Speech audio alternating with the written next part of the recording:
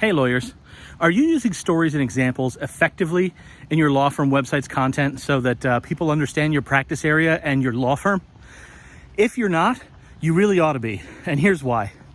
My name is Chris Vanderkay. I'm the social media director at Social Firestarter, and I always use this example to explain to people the difference between when someone understands something and when someone feels something. Because the difference between understanding and feeling is the difference between a person who pays attention to your website and a person who reaches out after paying attention to your website. I'll give you an example.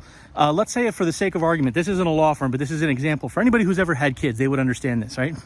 If I was selling a product that helped children sleep through the night, I would be selling that product to parents more than children. Children don't care if they sleep through the night, but parents do.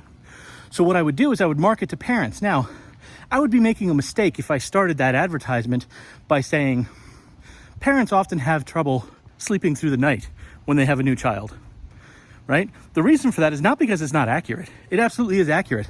The problem is it's just informational. You intellectually will understand what I said there, right? You understand the idea that you might not sleep through the night, but it doesn't necessarily have an emotional impact on you, right? You don't feel it as much as you understand it. Now, what if we were to change it just a little bit and it started something like, new parents get less than 4 hours of sleep a day, and that's on the best terms. They spend so much of their day bleary-eyed, wandering around trying to just keep up with numerous responsibilities, one of which is a human life that's in their hands, right? What did I just do there? I just created some circumstances, examples, turned it into a story, and now this product comes to life and people feel it in a way that they previously only just understood it. That's what you can do with the content of your website.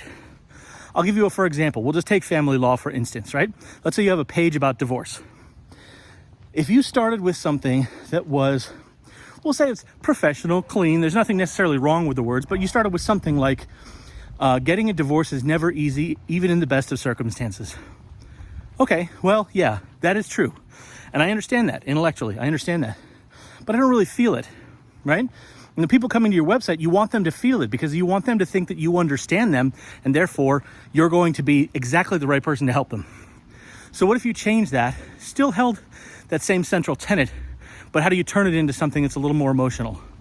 Maybe we say something like, when you know that the end of a relationship is near, the hardest part is saying goodbye, but it's all the more complicated when you add and then list all the things that you would be adding to it, right? Scheduling for parents and children, figuring out which property belongs to you and who else, dealing with court fees and court appearances, right? Start listing all of the elements that turn it from information into a story, right? That is how you take something from something I understand into something I feel. It's not that complicated when you think about it. It's just a matter of the people don't often put all that much effort into recognizing it.